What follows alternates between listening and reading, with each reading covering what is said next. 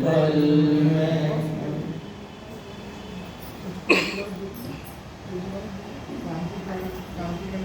उपस्थित सभी शोकाकुल आत्मीयजन, पूजनीय वंदनीय मातृशक्ति, संपूर्ण शोकाकुल परिवार, आज यहाँ पर हम इस आर्य समाज प्रांगण में आर्य समाज के वरिष्ठ पुरोहित पंडित रघुनंदन जी आर्य, जिनसे मैंने स्वयं ने और हमारे साथ में जितने भी हमारे पंडित देशचंद्र जी, बनवाई आदि गोस्वामी इत्यादि, इन सभी ने जितना नित्य कर्म इत्यादि यज्ञ इत्यादि का कार्य सीखा, वो सब उन्हीं की प्रेरणा रही, हमने उन्हीं से सीखा। तो परंतु संसार में कोई चीज स्थिर नहीं है।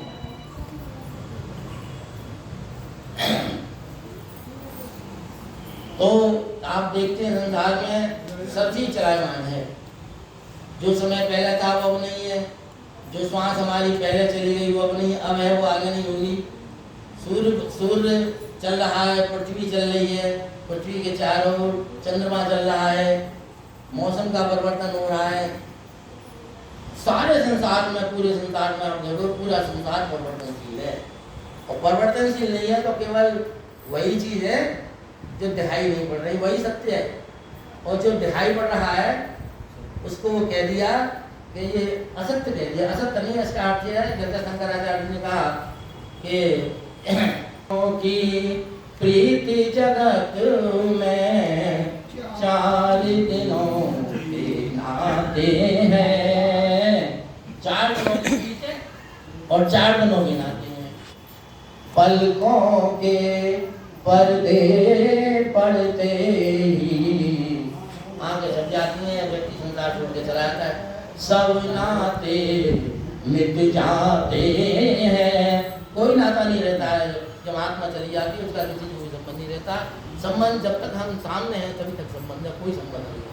और उसके बाद में घर के स्वामी के जाने पर घर की शुद्धि कराते हैं। कितनी अच्छी बात है।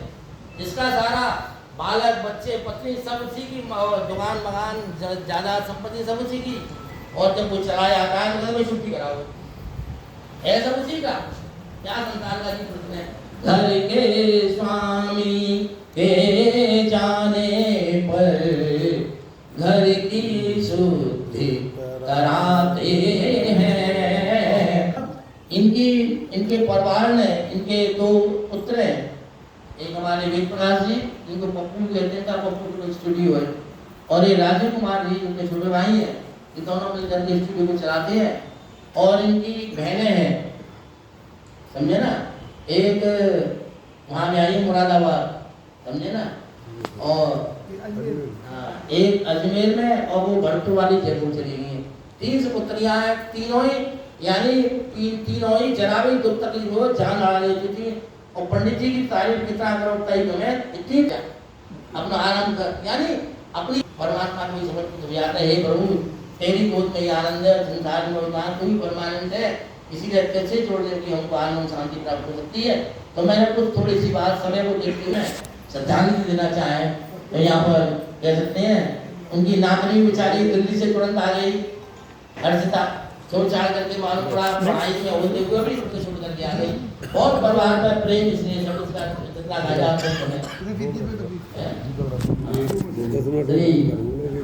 दीपक रेड्डी जी, बहनों की बात काट रही है।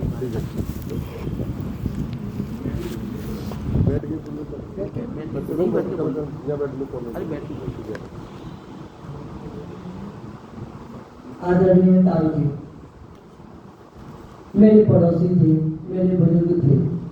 और जब मैं उस समय एमए में था, ये 93 की बात है, और मैं अपने रसोई में जब चाय बनाना होता, हर सुबह पौने 4 बजे तक, बहुत से पहले तो ताऊ जी की आवाज़ आती रहती थी। वो समय शायद वो भी स्नान ध्यान कर रहे होते थे। तो रामा कृष्णा होती थी मेरी, जब नाम से ताऊ जी राम नाम भी करते थे।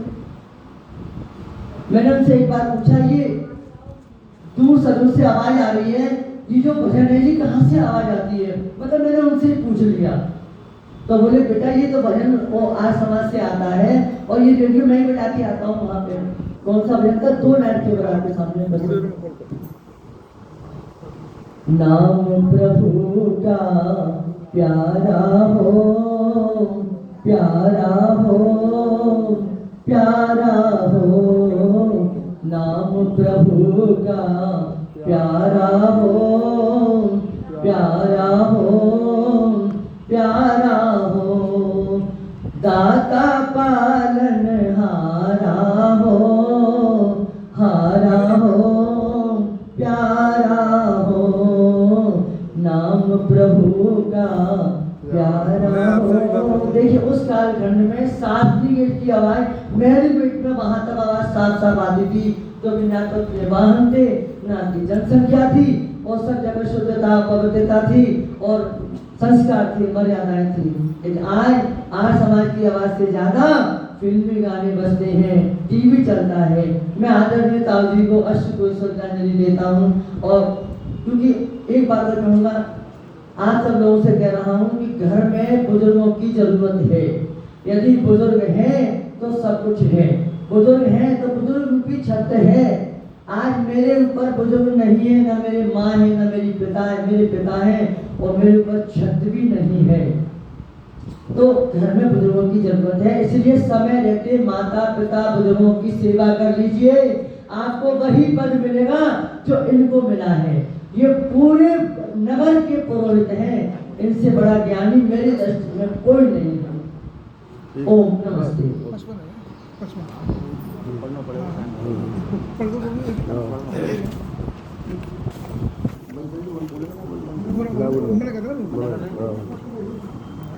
बंदर जी का दिल भर आया, हिंदी बोलने में पढ़ते हैं, आवाज भी